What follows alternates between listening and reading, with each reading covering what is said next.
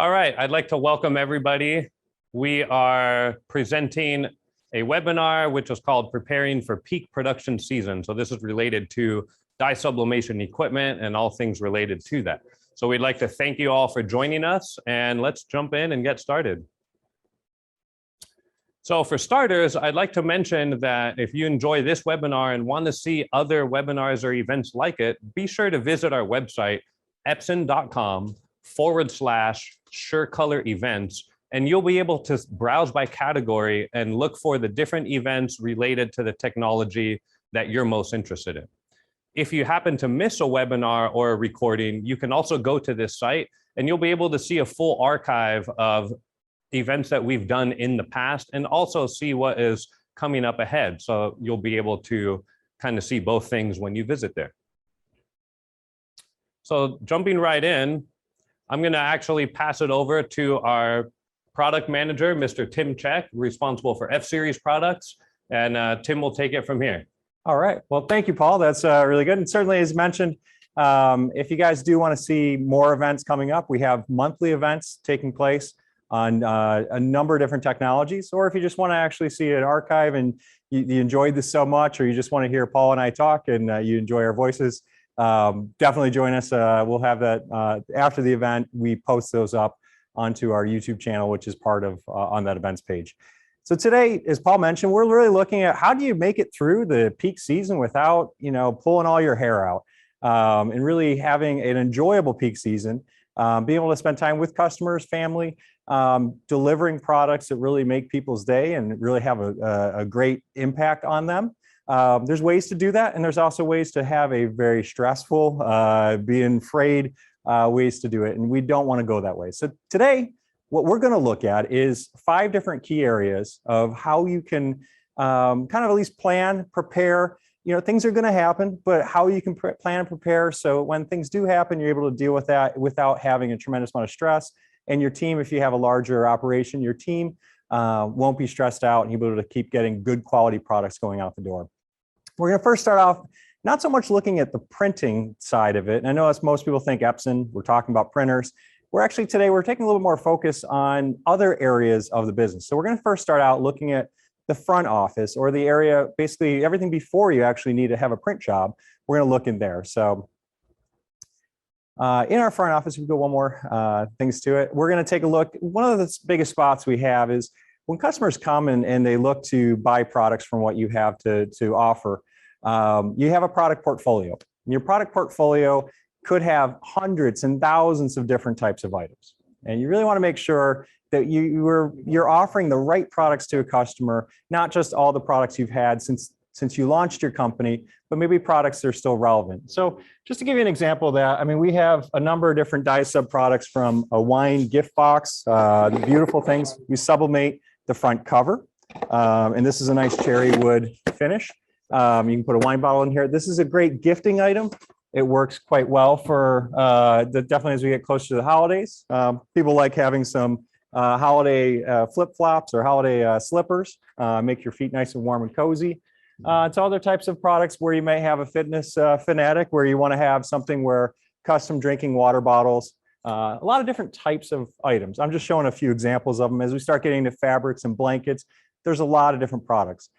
Before you start just kind of going and saying, hey, I got 100 or 1,000 different products in my portfolio, really take a close look at it. Things have changed this past year, or actually the last 2 years. What products are really selling? Which products are really good? There's definitely challenges with getting the raw materials in these days. And so you may want to look to see the products that are good, our main sellers, our main moving products. Make sure you have those on hand. Those are products you really want to really focus on. The areas that are out there, it may have a niche area where you do focus on specialty gifting and things like that custom wine gift box. Beautiful product. But if you don't sell many of those today, might be some of those products, or some of these products where you only have a few sales for the year. It might be better off just maybe keeping those off as a special request item only. The reason for that is when it comes time to actually produce that work, each item is a little bit different in the print process. The printing part itself is simple, but the heat transfer and doing the sublimation might be a little bit different. If you're using a mugs or drinkware, there's a different type of mug or an oven you need to use. as opposed to doing a blanket, as opposed to doing something flat and smaller like these little hand towels or spirit towels. So the more simplified you can make your operations, or let me take that back. The more cleaner and more straightforward your product portfolio is, it can actually simplify your operations so that the team, when they start working on those products and building those products and delivering those products, it's like clockwork. They know this comes in, they do these steps, and then that goes out the door, ensuring high quality, on-time delivery, and also reasonable prices where your costs are being controlled. Another area that we're going to take a look at, though, is things have changed, as I mentioned this past year. Pricing has a big factor to it. If you haven't noticed, if your costs have been staying put, wonderful. You got great suppliers and things are going well. But almost everybody's noticed the cost of shipping is quadrupled from getting ocean vessels from overseas over to the US.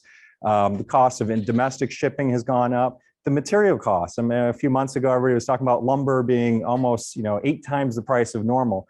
Costs have changed dramatically. Before you go into the peak season and you realize you're going to be doing a lot of work, there might not be as much profit in there if you continue to offer the same exact pricing. Take a look at what your costs actually are. They've changed, or make sure that if there is a price increase or price change coming, that you have that factored in so that when you're spending the time building and designing and producing those products, you're making it profitable and you're not just stressing yourself out on it. You may need to pass some price increases through to your customers. It's definitely good to make sure that you know that your cost is in line with what's going on in the industry and you're pricing your products appropriately. So not only look at your costs, but also look competitively. What are some of your friendly competitors or neighbors? What are they pricing those products for to make sure that you're staying in line with them? So those are two of the areas on the front office. If we focus on just looking at our portfolio and our pricing, looking at that part, that can really streamline a lot of what jobs come into our shop. So that way we can be more efficient and more productive and when we actually get into the operations side of it. So we're going to take a look now a little bit more towards our process. So if you don't mind just kind of stepping up to the next slide here. As we start getting over to the production process, there's definitely areas here to improve. I'm going to hand it back over to Paul, who's going to take us through some tips and tricks as we look into what happens on the back office side of the business. Great. Thank you very much, Tim, for that. As you mentioned, we're going to take a look at some of the things that can be done in the production area of the facilities that can help maximize your productivity during this peak season.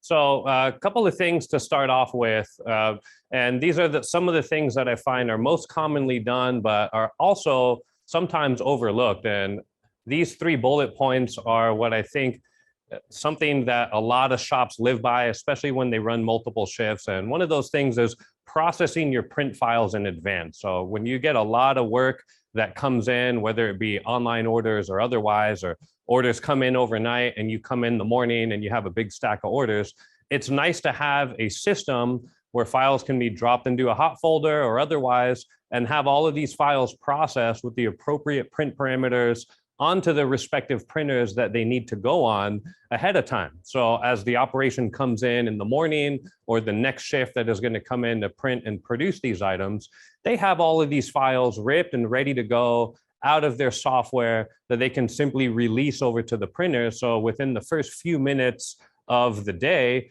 you can actually begin printing right away.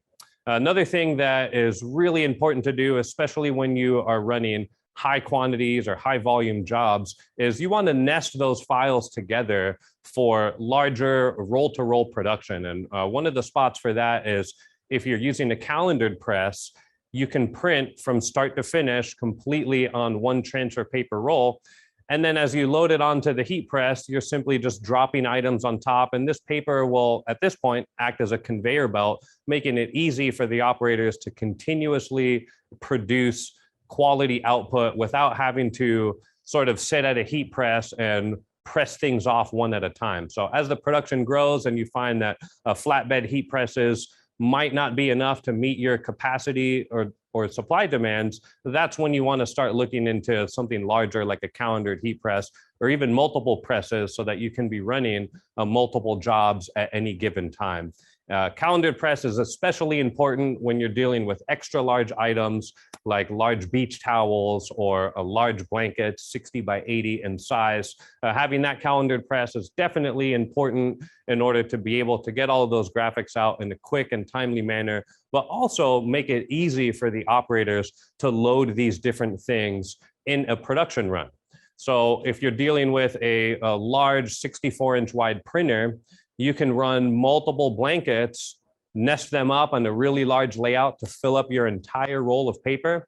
And then you can just simply run it over to the calendared press. And if you have your stack of blankets there, you have a couple of operators dropping them down one at a time, and then off they go. So being able to utilize the nesting capabilities, processing these files in advance, and of course, with extra high volume, using a calendared heat press will definitely facilitate these processes to happen much more quickly and seamlessly. Now, another thing that I like to talk about that's really important that can sometimes be overlooked is actually equipment maintenance. And there's several factors that get involved when we're talking about maintenance. And one of those things is making sure that your printers and your software are up to date on the latest firmware or software versions. You certainly want to take advantage of any new features that have been introduced with newer versions of software or different improvements on the printer as well with firmware upgrades. Now, another thing that you want to make sure of, especially when you're running multiple shifts, high volume with multiple machines, is you want to be sure that you perform a thorough cleaning and inspection at a regular interval and that all of your operators are performing this very thing.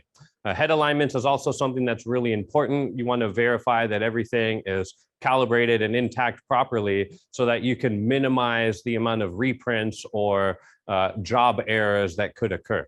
And then another thing that's really important is to make sure that the auxiliary equipment is also well maintained. So that could be your heat presses or any other offline equipment that's used in conjunction with the printers to produce these different types of output. So very important to go through that. We find that it's very helpful to have a checklist for the different functions that need to be performed.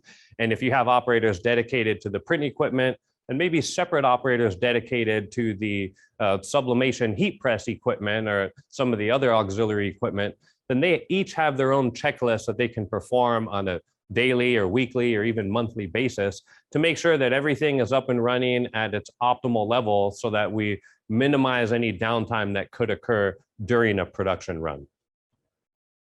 Now, one other thing that is very important and that's I think probably the most overlooked out of all of this is how you're monitoring everything that's going on. You may have a job ticket system and you know that a job gets put in and we're now printing a job, but how do you monitor if that job has been printed or what printer that it was printed on? Well, having a job monitoring system is definitely important to be able to do that, but also be able to do that in real time from a smartphone or tablet or even right out of your web browser. And so that's something that we offer with the Cloud Solution Port. You're able to add a fleet of printers to this cloud system, and you're able to monitor these from anywhere that you're at, and you'll be able to see the different production rates, how the printers are utilized. You can connect multiple printers to this system. If you have multiple locations, you can also connect these printers from wherever they're respectively plugged into and monitor everything from one login. So having this ability is especially important. Now with that, that's a little bit about the printer and the auxiliary equipment. Let's talk a little bit more about the material side of things and being able to be better prepared for what we may have coming in, what we should already have on hand, and moving forward from there. So with that, I'd like to pass it back over to Tim.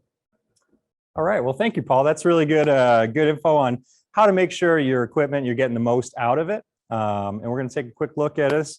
When we start getting into materials management, actually, I'm going to step 1 second here. I'm just going to borrow this thing here. There we go. I'm just grabbing this guy. So one of the spots that we have to look at is what about availability? And I have this image on here of some cargo shipping containers. And if anybody's following the news as of, I believe this past Monday, there's estimated almost just shy of 100 large shipping containers that are just waiting outside of the port of LA and Long Beach to come on board. Each of those boats can be upwards of $100 million of goods or more. And you start doing the math to that, that is a tremendous amount of product that's just sitting here waiting. It's already shipped all the way overseas and it's waiting to come in. But because of challenges at the port of unloading these ships, taking those containers, getting them onto trucking and then shipping them to the right warehouses, there is a major backlog in getting product here. Many of you probably already well aware of this, that lead times have gone much longer. Product availability may only be in select items, and some of those products aren't, there is no estimated time when those things are going to become available. One of the spots we want to look at is when you talk about equipment, rather than waiting till the peak season and finding out, okay, hey, in October, things are doing good. And we start November, everybody's looking for Black Friday specials and we're looking for things and ramping up to be able to take advantage of that. Finding out at that point that, hey, I might need more print capacity, it may be too late. And one of those spots is if you can plan now to make sure that you have the right equipment, whether that's a heat press or other things like a printer, plan to do that now if you can, because it may be one of those things you don't want to be caught in the middle of the peak season saying, I wish I had another heat press, or I wish I had another a printer that I could be able to get that work through. Those printers may or may not be available at that time, and you don't want to add that extra stress to your team and to your production process. When we look at the materials itself, not just the equipment, but the materials, there's a lot of different types of things. So I used an example earlier of a gifted wine gift box set, some slippers, some blankets. There's a lot of different types of products, but you need to make sure you have those materials available and on hand. So not only is there inks and stuff with the printers, but we do also want to make sure that if you have blowout sheets, or basically craft paper that you use to just keep your workflow process clean, the sublimation blanks, the fabrics, other types of things like shipping labels and packaging, boxes. Make sure you have those products on hand, enough to get you through the majority of the peak season. If you have the budget and you have the spare or the space to put in enough supplies to get you all the way through that peak season, fantastic. You're going to be in a good spot because maybe your competitors may run out, in which case you're the only game in town that can actually deliver products. That's a win for you. If you can have those products available and that supplies on hand, it will save you a tremendous amount of headaches knowing that you can turn around that product and be able to produce and make customized or really personalized, really high value, sellable items with the materials that you have on hand. Speaking of ink, one of the spots that's about always a concern is people don't want to stop up too much on the ink because sometimes there's a worry of, well, the ink's going to go bad or it's going to spoil or dry up. Good news is with Epson, our inks, we do have a 2-year shelf life on our inks. So after that 2 years, it doesn't mean the ink goes bad. It just at some point, the color stability to make sure that you're going to get exactly the color that you're expecting. Those inks, we recommend using them up within 2 years. And that's quite a bit longer than some of the other products you might find out in that market. Take a good look at that ink expiration date. You want to make sure you're using first in, first out so that you don't have product and inks, whatever brand you happen to be using, that the inks are getting spoiled. You don't want to have spoiled inks being used in your system. So make sure you are using that appropriately. And again, with a long shelf life on that inks, you should be able to stock up enough ink. It's relatively inexpensive. You should be able to get enough ink on hand to get you through that peak season so you're not at the mercy of who has ink available to be able to help me out here, because other people may be in that same spot. If you have it, you can produce those products. Again, keep the stress level down and keep your operations running smoothly. Quick piece on the production capacity. And we're going to take a little look over this. I'm going to hand this over to Paul, and we're going to look a little bit about some of what you can do with the different types of applications and what you can do with even some more. So with Paul, I'm going to hand this back over to you. Thank you, sir. Thank you, Tim. Great spot on the materials management. A lot of useful tips right there. So let's talk a little bit about more on the production capacity, but where exactly you might be at in terms of what printers you're currently running and where you want to go. So we're just going to give you kind of a brief little tidbit on each of the range of printer sizes.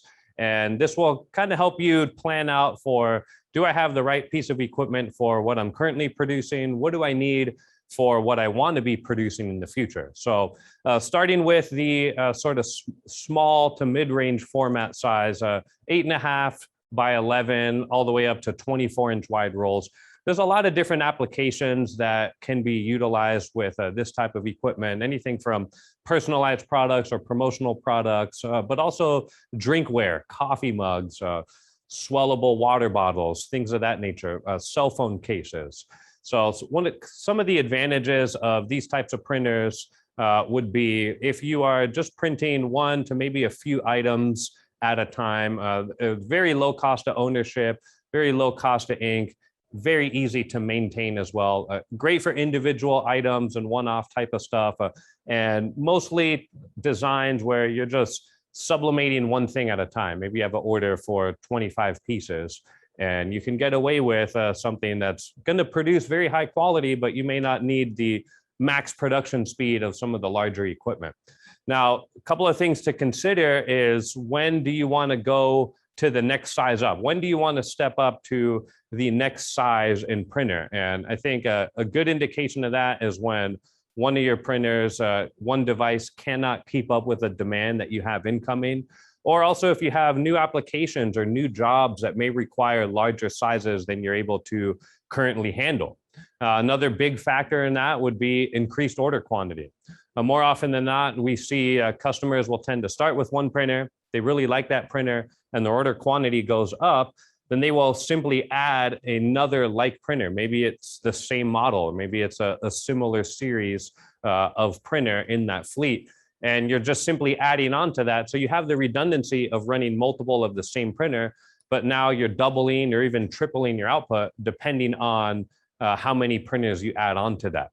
But at a certain point, adding on the same printer may still not get you enough, especially if you have larger jobs that you have to consider. So that's when you want to look at maybe the next size up. So coming up from 24-inch, you might want to look at 44-inch. And a 44-inch dye sublimation printer is great for a lot of new applications that you weren't able to provide before with the 24-inch and smaller format. So one of those things would be all over sublimated t-shirts and sports apparel. These are very popular items that are typically run on the 44-inch wide or larger printer because you need those larger widths of paper in order to accommodate a full-size piece or several pieces onto that roll of paper. You might be doing fashion apparel or large photo panels, or even towels are starting to get into pillowcases and things like that, where maybe 24 inches might not be wide enough for you to fully produce these items with bleed and have it be able to produce the quality and the size that you need. Now, the advantages of a 44-inch size is when you're printing many items at a time. Now you have the addition of a take-up roll that you can add onto the machine, and this will enable you to just load a lot of jobs and then start printing and firing away. Now, a couple of things to consider when you want to go from a 44-inch to the next size up. And again, when one device can't keep up with the demand, you've already added more devices and you're still having a tough time keeping up. Well, going from a 44-inch to a 64-inch, even printing at the same print carriage speed, will get you quite a bit of increase in production, because now you're adding an additional 20 inches to your nested layout. Therefore, you can add more pieces onto your layout without greatly extending or affecting the print time in a significant manner. So going up to that next size printer is especially important when you want to get that additional output and print speed out without breaking the bank at the same time. So another key factor in going from 44-inch to 64-inch, again, would be when you have a demand for larger size jobs that the 44-inch can accommodate. So maybe you've started doing smaller towels and blankets, golf towels, and some smaller beach towels and things like that. Well, now you're getting a demand for full-size towels or much larger blankets that you're going to need the 64-inch and wider to accommodate. So that's kind of going into the next spot here. 64-inch printers are really great for blankets, very large items like large fashion apparel, bulk fabric, step and repeat jobs where you have a pattern that you're repeating over and over again. Maybe you want to print roll to roll. Now you're getting into roll to roll applications like upholstery. And maybe you're even doing larger photo panels or want to do larger photo panels up to the 4x8 in size. So you'll definitely need a 64-inch wide printer to accommodate. Now, some of the advantages and benefits of a 64-inch printer is now you're producing many, many items at a time. And a 44x64-inch, let's say we're printing on the blanket, you can now print that in the landscape orientation. So you're drastically increasing your print production speed. Just by using that same print file, but now you have a wider format in which to print on, you can get upwards of 30% faster just by simply rotating these designs. And that's something you wouldn't be able to do with the smaller size printers trying to print those same items. Large batches are especially important. 64-inch and up printers are certainly designed to handle brand new rolls, printing all the way through the roll, and then taking it over to our heat press in order to sublimate from there. And so with that, I'd like to pass it back over to Tim. We're going to talk a little bit about some of the business aspects of things and some different aspects that we can take advantage of when purchasing or looking at new equipment. So with that, I will pass it back over to Tim. Thank you, Paul. And you mentioned it, not only with a wider printer can you go faster. One of the things that's exciting about it is you also have more media on that roll, so you can actually produce more work between every time you have to change out a roll of material. You can actually get more through. So you're right. It's definitely going bigger. If you have the space and you have the budget for it, you can get more productivity, you can get more efficiency, and sometimes those larger rolls, higher capacity rolls, actually are lower cost as well. And so you can get a lot of even some financial incentives. So we're going to take a brief look here at some of the things. When I mentioned about growth planning earlier, we already talked about, hey, some of that equipment, the availability of it could be a challenge. And if you already realize, hey, I'm doing the right maintenance on my machine, I'm optimizing it, my workflows set up nicely so that I'm producing as efficiently as I can. At some point, you will hit a spot where adding additional capacity can really help you be able to obtain more opportunities, be able to go after and be able to produce more products, to be able to keep growing your business. One of the things that's out here, and this is certainly one of those things you definitely want to take advantage of, if you are looking for equipment, there's a IRS thing called the Section 179, where it allows you to basically take the full value of the equipment that you're looking at purchasing up to, I believe it's $1 million, even maybe a bit more. And you can be able to immediately write that off on your taxes this year and be able to take the full value of that from your taxes. And that can work out to a 20+% savings on the equipment, thanks to the IRS. So this is a good time where, hey, the government's giving you an opportunity to take advantage of building your business. Hopefully that means you'll be able to add on some more employees and so on and so forth. And they're putting this incentive out there to help your business grow. Take advantage of it. I'm not a tax consultant or a specialist, so take a look at that Section 179. If there's areas in there that you think is pretty good, make sure you do speak with your accountant to see how do you take advantage of it to get the most tax benefit possible. Just look a little bit about the equipment. When we start talking about the adding a printer, there's signs that here can tell you to say, hey, maybe I should add equipment. Before you start off with saying, okay, I got one printer, I work one shift a day, I need to add more printers. It might be one of those things going, well, the printer, if you work one shift, 8 hours a day, the printer is working of those 8 hours, and the other 16 hours of the day, it's sitting idle. Could you use that time? If you only have a peak demand coming through, and then most of the season is really the volume, you have no problem with the equipment you have today, it may be one of those spots where you want to look at adding a second shift, or maybe not every single day, but maybe you add a Saturday shift, or you add a Tuesday, Thursday shifts, to add in some additional time where you can utilize your equipment more during that time while otherwise be sitting idle. Keep in mind that, one of these printers, if you have an operator running the equipment, they don't need to sit and watch the printer or watch the ink dry. We're past that point. Our reliability of our systems make it where these printers, you pretty much send it, load it with paper, send jobs to it, and you have finished goods that come out. An operator can do more things than just manage one printer. So if you have multiple printers, They can be loading paper, changing spots, or taking the paper off, going through the heat process, heat transfer process, whether it's going on a calendar press to make those blankets, or making more gifting items like the slippers or the gifting wine boxes. They can do that while the printer is running. So you can make sure that if you have your operators, look at how they're spending their time. You may be able to say, hey, they can work on the printer, but maybe they can use them to be more efficient in other areas while the printer's doing its thing. So those are definitely some parts in here about the shifts and looking at how to take advantage of the operators. When you're looking to purchase equipment, if you know that, hey, I need to get 1,000 square yards out a day, and your capacity today is 500 square yards, you may not want to just go buy a printer that's going to get you to just 1,000. If you're already going to put the investment in, take a look out there. There might be a solution that might only be a little bit more expensive, but gives you more capacity. So don't underbuy on the equipment. Don't underbuy on what you need. Look to where you expect your business to grow. You don't need to plan out 10 years from now, I'm going to be this big company, I'm going to need that capacity now. We don't need to be quite at that level, but you do want to make sure you're factoring in there a little bit. You're having capacity to meet what you're doing today, where you're going to be immediately, what you think you're going to need for the peak, but also what you're going to need in the near midterm range that you're buying appropriately.